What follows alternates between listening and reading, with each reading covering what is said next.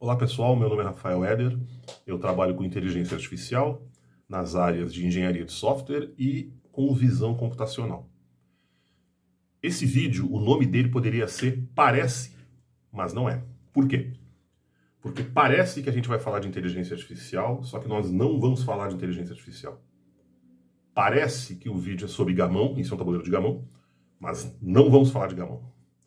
A gente vai aprender aqui uma ferramenta, um algoritmo extremamente poderoso chamado Monte Carlo Tree Search.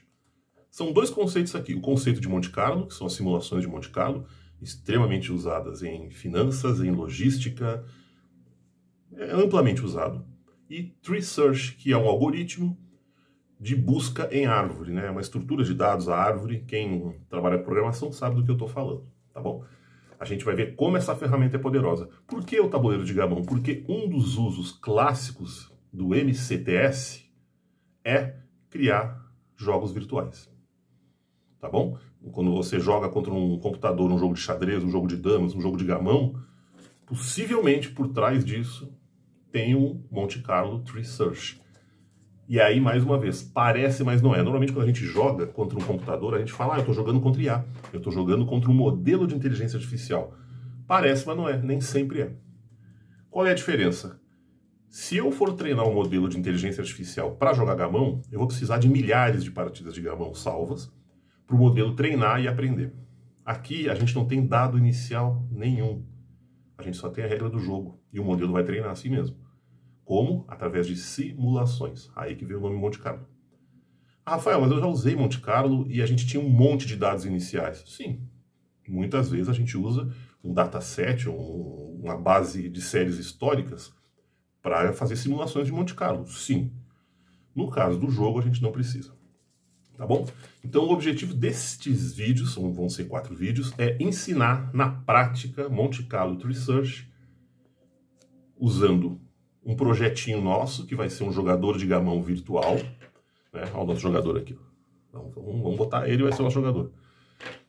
Mas pensem que o objetivo é usar em outras aplicações. A gente vai pegar uma aplicação clássica, né? Que são jogos.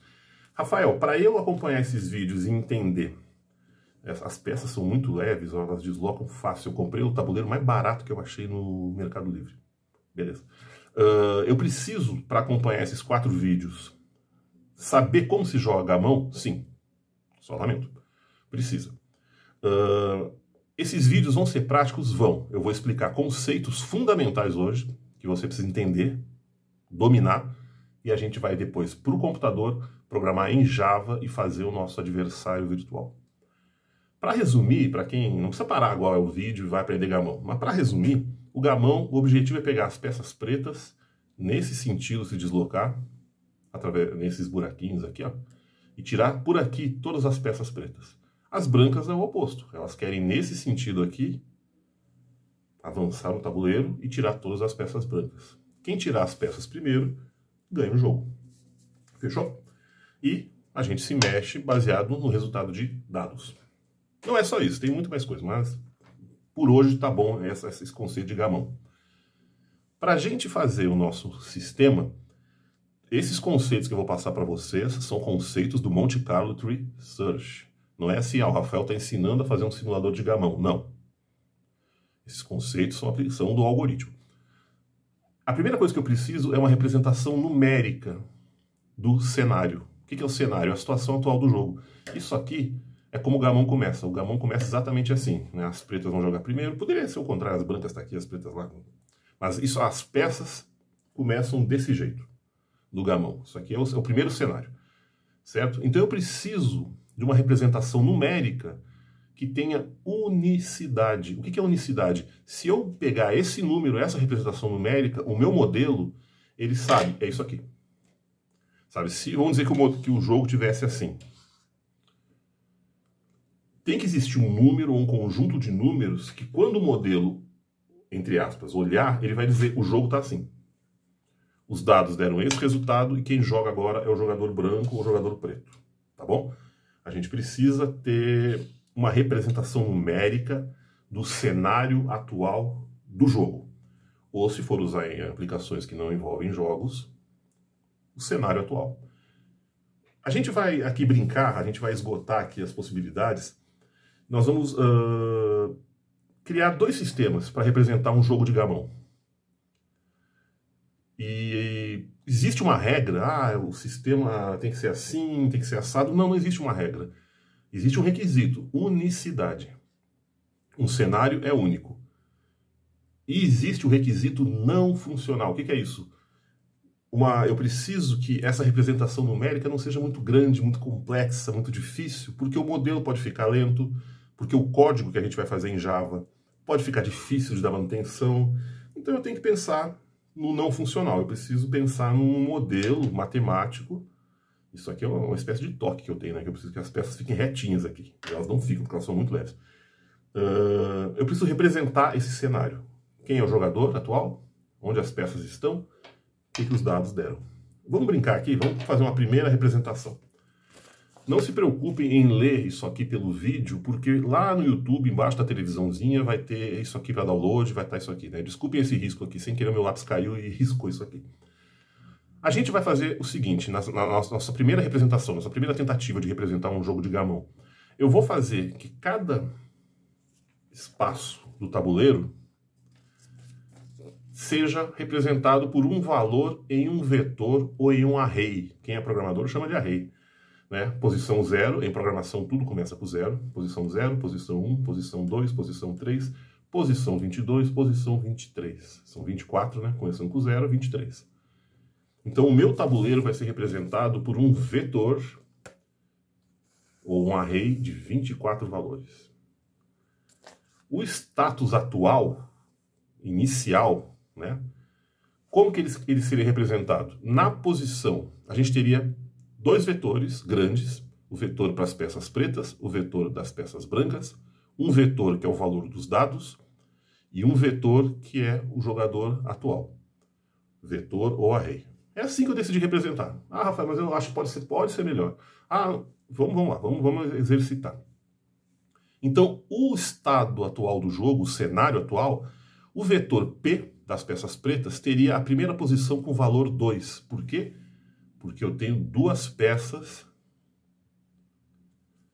na posição 0. Então, a posição 0 do array, 2.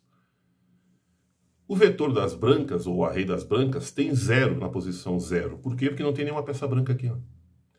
Mas na posição 23, lá no final do tabuleiro, tem duas peças. Aqui no meio do caminho tem 3 aqui, tem 5 aqui, né? A gente tem o... Desculpa, ao contrário, tem 5 aqui, tem 3 aqui. Seria representado dessa maneira aqui, esse vetor. Os dados podem ser representados por um vetor ou um array de duas dimensões. 1 e 3, que é o valor atual aqui, ó, 1 e 3. E o jogador atual pode ser representado por um vetor J, que só tem uma escalar, só tem um valor numérico, 0. É a vez das pretas jogar. Isso aqui funciona? Funciona. Né? Isso aqui é bom? Não, dá para melhorar. A gente vai melhorar. Mas isso aqui, o vetor P, o vetor B, o vetor D e o vetor J, eles representariam perfeitamente o estado atual do jogo. Se eu caiu 1 e 3, eu mexo essa peça 1, eu mexo essa peça 3. Como eu represento essa situação atual? A posição 0 é 0 para as pretas, a posição 1 é 1, a posição 2 é 0, a posição 3 é 1. O vetor das brancas continua igual, o vetor do usuário, agora, do jogador, desculpa, vai para 1, que é a vez das brancas, eu vou jogar os dados novamente, os dados vão embora, e vai cair 5 e 2. Então agora eu representei o próximo passo. 5 e 2, os vetores aqui das pretas, o vetor das brancas e o jogador atual, tá bom?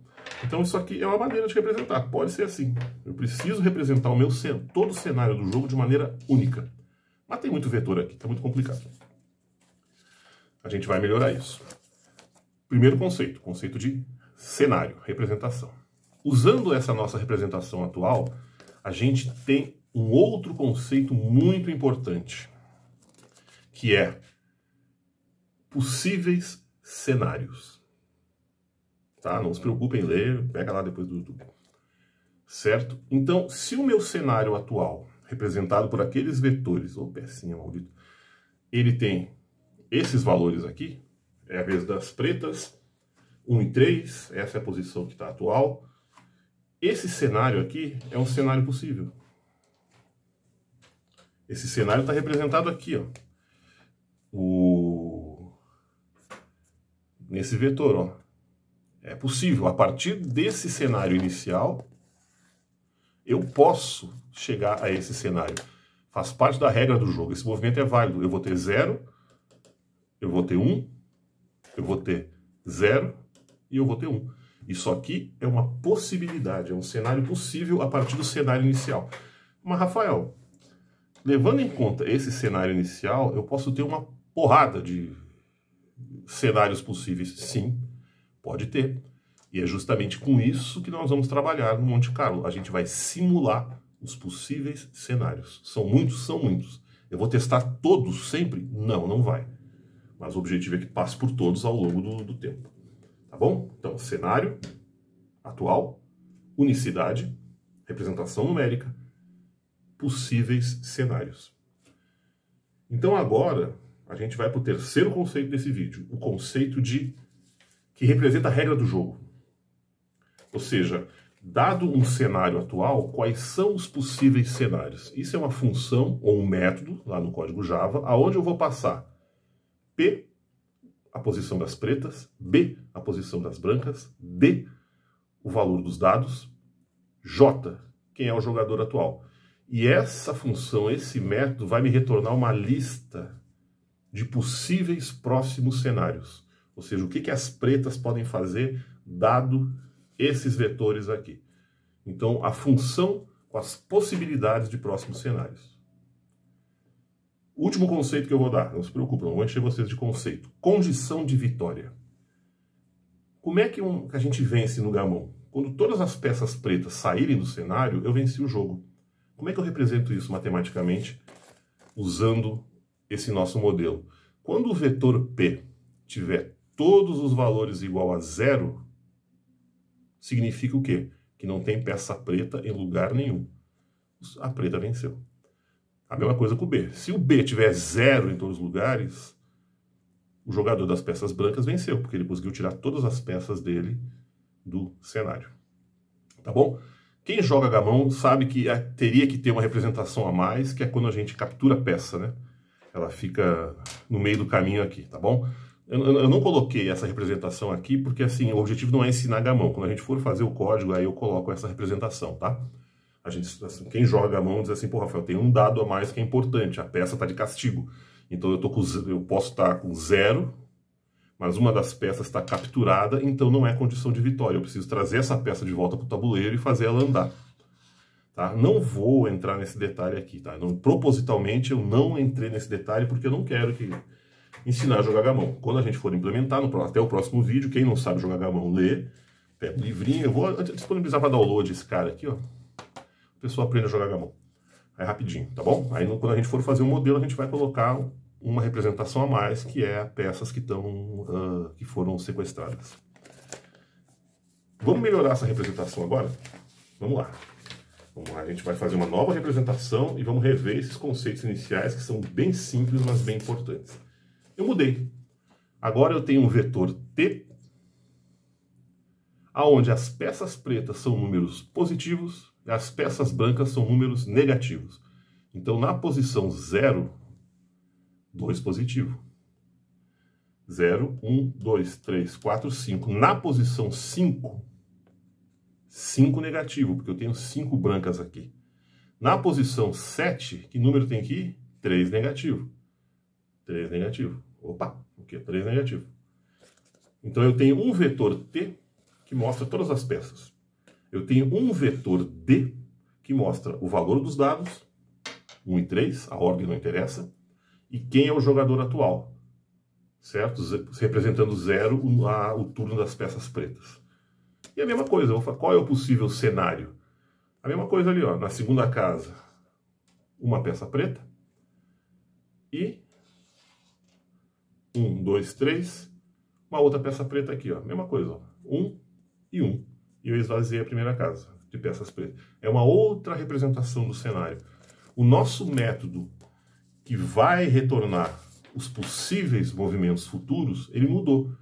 Ao invés de ele receber P, B, D, J, ele recebe só T e D.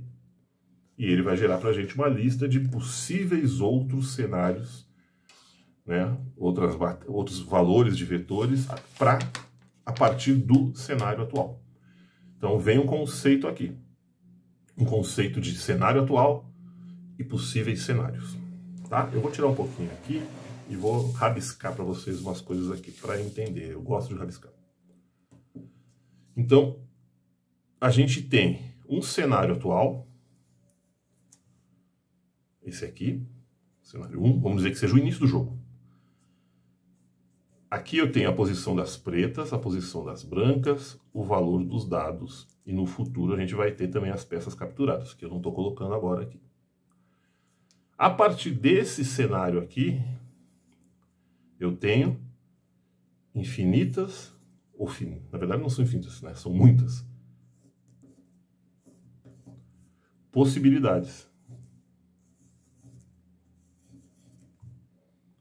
Meu desenho é feio mesmo, vocês não viram minha letra, pior ainda. Eu tenho várias possibilidades. A minha função, aquela função f, ela vai me dar quais são esses possíveis novos valores de D, de P. Ah, não, é T, né? É T que a gente chamou, desculpa, é T. Na segunda representação, T. Estamos usando só, desculpa, a gente está usando só dois vetores aqui na representação final. T, que são todas as peças, as pretas positivas, brancas negativas, e D, que é os dados e o jogador atual, desculpa, tá? Eu vou ter aqui um conjunto de valores T e D, aqui eu vou ter um outro conjunto de valores T e D, aqui outro, sabe? Seguindo a regra do jogo, eu consigo ter essas possibilidades de novos nós. Se eu vier para cá, a mesma coisa acontece. Eu posso ter essa possibilidade, essa possibilidade, essa possibilidade. Essa estrutura lembra o quê? Rafael, não lembra nada, esse desenho está horrível. Sim, mas usa a sua imaginação. Essa estrutura lembra uma árvore. Então, eu simulo novas possibilidades, Monte Carlo, e represento essas possibilidades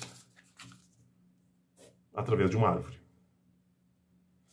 Está explicado o nome do que a gente está estudando, certo? Como que a coisa funciona? Como que agora a gente vai fazer a coisa ser mais dinâmica? E peguei o desenho mais bonito. A gente vai, deixa eu dobrar aqui para facilitar a visualização do bagulho. Tá bom, vamos diminuir o zoomzinho. Então, a partir de um cenário atual, que pode ser esse, pode ser esse, pode ser esse, eu tenho possíveis cenários futuros. O meu modelo, ele vai selecionar algum desses cenários. É claro que tem mais de 4 cenários possíveis, né? Aqui está o vetor T no instante 1 e o vetor D no instante 1. Aqui no começo do jogo. Eu vou selecionar 4 cenários, por exemplo, pode ser mais, pode ser menos, e eu vou simular a partida toda. Então as pretas jogaram isso aqui. Agora é a vez das brancas. Aí o meu modelo simula. As brancas jogam, por exemplo, isso aqui. E ele vai continuar. Até chegar no final do jogo e ele ter uma condição de vitória ou uma condição de derrota. Deu para entender? Então, eu estou jogando contra o meu adversário virtual. As peças estão, sei lá, assim. O resultado dos dados é 5 e 4. É a vez das brancas jogarem. Tá bom? Isso aqui é um cenário que a gente consegue representar usando os nossos dois vetores. Daqui para frente, eu tenho inúmeras possibilidades de movimentação das brancas para uma próxima jogada. O meu modelo vai pegar algumas dessas possibilidades e vai simular. Por exemplo, o modelo vai... Vamos botar um número menor para não ter que andar tanto, né? 2 e 1. Ele anda 1 com esse cara aqui, desculpa. Ele anda 1 com esse cara aqui e anda 2 com esse cara aqui. Ele tá vindo para cá para sair do tabuleiro, né? O modelo vai simular um próximo resultado que deu 13 e 2. E ele vai pegar e vai fazer as peças pretas fazerem isso, aí ele vai simular, ele vai até o final numa simulação aleatória daqui. E com isso, ele vai ter uma trilha de simulações, certo? Vamos pegar o papel aqui? Deixa eu dar um zoom.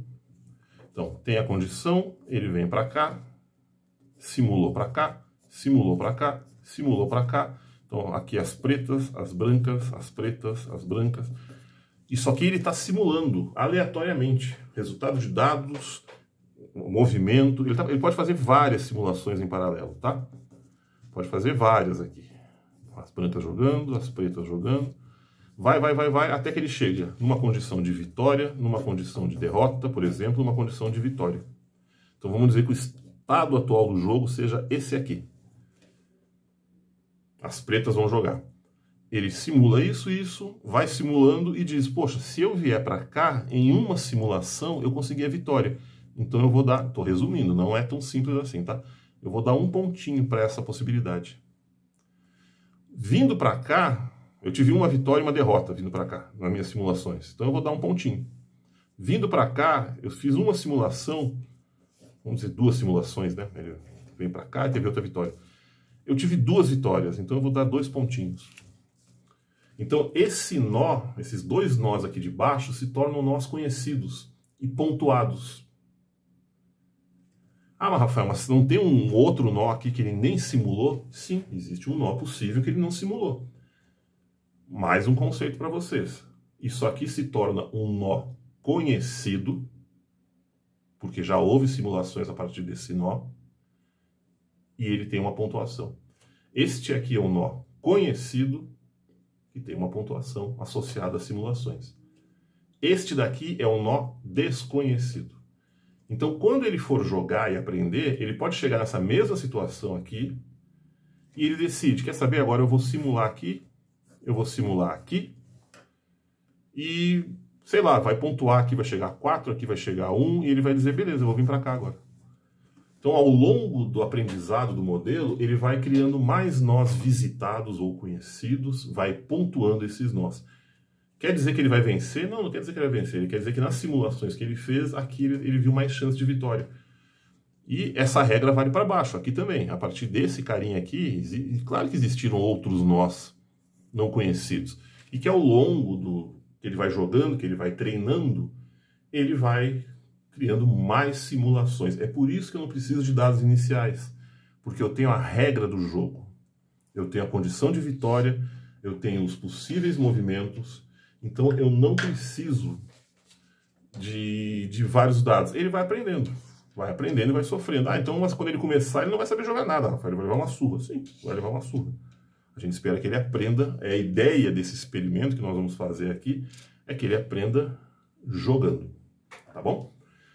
Então, nós visitados, nós não visitados, nós conhecidos ou nós não conhecidos, certo? Cada um deles representa um estado atual do jogo e à medida que eu vou simulando, eu comparo o valor dos vetores desse nó com a condição de vitória, que seria o quê? Eu não ter mais nenhum número, nenhuma peça no teclado.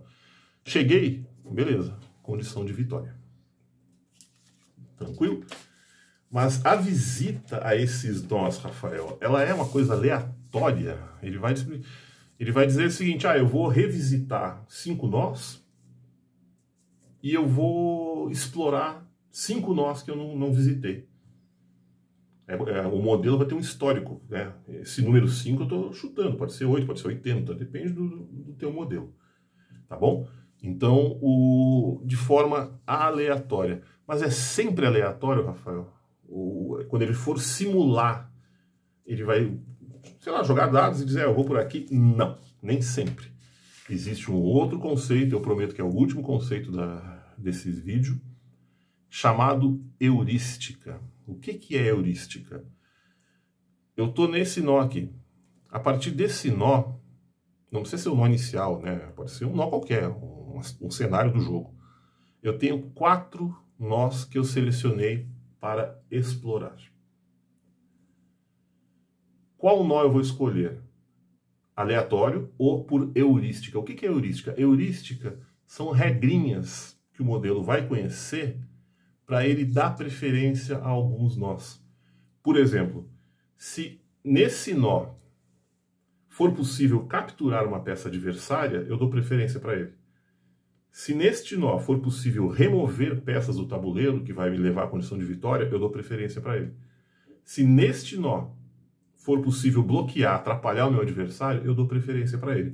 Então, no desenho aqui, dos 4 nós que ele tem para explorar agora, que ele achou, ele vai dar preferência a esse verdinho. Por quê? Porque alguma das heurísticas foi satisfeita. Então eu vou por aqui, porque isso me ajuda a vencer.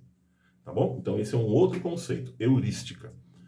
Então a gente tem aqui, quando a gente fala de nó, a gente tem os valores dele, no nosso caso, o vetor t e o vetor d.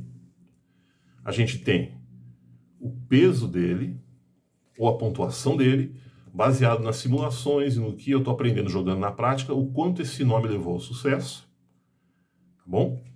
Eu tenho a condição se ele é visitado ou não visitado. Um nó não visitado não tem peso. Eu vou chegar lá. Como que eu avanço nessa minha árvore? Através de simulações. Tá bom? Tá bem. Isso é muito importante que esses conceitos todos sejam bem claros. Porque senão a gente não vai avançar. Mas, Rafael, para eu dar um peso para o nó, para eu pontuar ele, existe uma fórmula matemática? Existe. A gente não vai ver hoje porque é muita coisa, mas no próximo vídeo eu vou explicar como que um nó é pontuado, certo?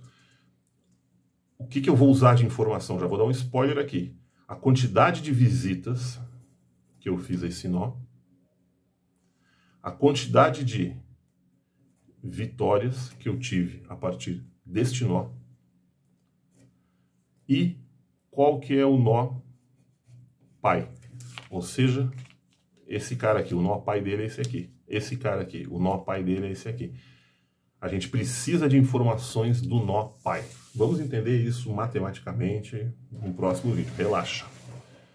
Por que o nó pai é importante? Eu vou adiantar o assunto.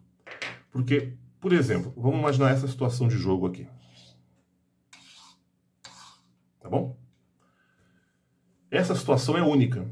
Eu tenho aqui valores do vetor t e do vetor d que tornam essa situação única. Mas existem N maneiras de eu chegar aqui. O nó pai, ou seja, o cenário anterior a esse, pode ser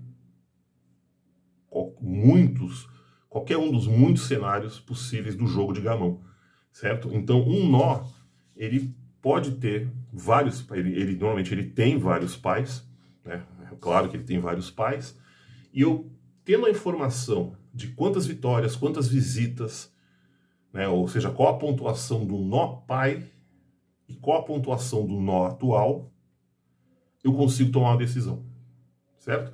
Então, a fórmula matemática que a gente vai usar para dar pontuação a um nó precisa do nó pai, o nó anterior ao cenário atual. Bom, passei os conceitos que eu queria para vocês. Agora, a gente vai pegar aqui do Wikipedia a descrição do que é. Não se preocupa, não dá para ler aqui não, viu? Depois lá no YouTube eu vou fazer ficar bonitinho. Minha esposa vai me ajudar, porque eu não entendo nada desses bagulho de YouTube, Instagram. Ela vai me ajudar nisso, tá? Se a gente lesse, se você não conhecesse, não tivesse assistido esse vídeo, e lesse isso aqui, no Wikipedia, em qualquer lugar, ia dizer, cara, não entendo, talvez não entendesse nada, ia dizer, pô, muito complicado. Agora a gente vai entender. O Monte Carlo Tree Search, MCTS para os íntimos, é um algoritmo de busca utilizado para tomar decisões em ambientes com incerteza. Tem certeza no jogo do gamão? Claro que tem. Qual o próximo resultado dos dados? O que o adversário vai fazer? Tem certeza.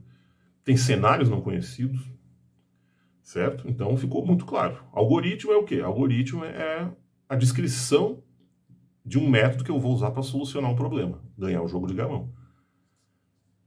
Tomar decisões. Sim, tomar decisões. Eu preciso saber qual o próximo movimento eu vou tentar. Em ambientes com incerteza.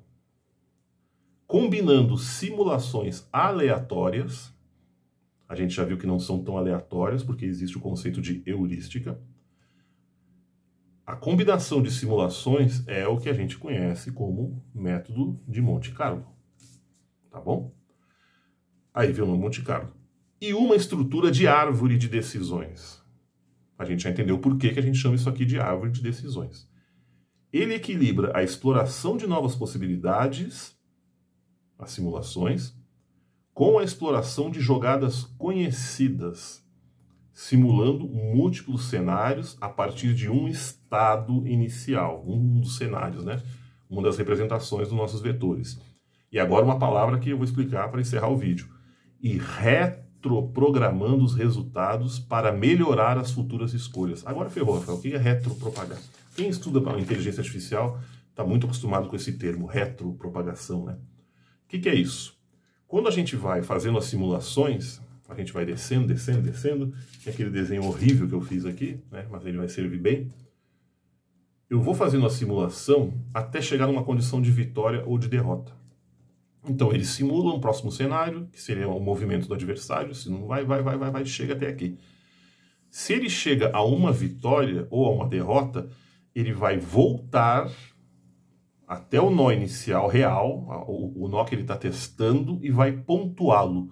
Ou seja, ele avança no tempo, faz simulações até chegar à condição de vitória ou derrota, e ele volta propagando se ele venceu ou se ele perdeu. Ele vai retropropagar essa condição, e os nós que ele passou, ele vai pontuando. Então vamos fazer um desenho mais simplesinho aqui, ó. Eu tenho aqui, aqui, aqui, aqui e aqui. Certo? Ele avançou nesses nós aqui. Tá dando para ver? Mais ou menos, tá? Esse nó é conhecido.